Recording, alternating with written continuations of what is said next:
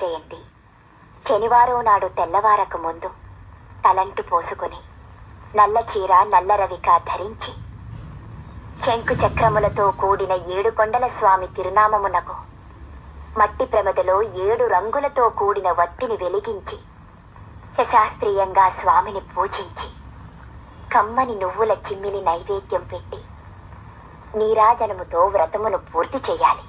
తిరిగి సాయంత్రం వరకు ఉపవాసం ఉండి స్నానము చేసి పసుపు చీర పసుపు రవిక ధరించి వ్రత విధానము సాగించి స్వామికి ఇష్టమైన చక్కెర లడ్డూలను నివేదనము చేసి నీరాజనమునిది ఒక అతిథిని ఆహ్వానించి భోజనాదులతో సత్కరించి అతిథి భుజించి విడిచిన ఒక మెతుకును అమృత వస్తువని ఆరగించాలి.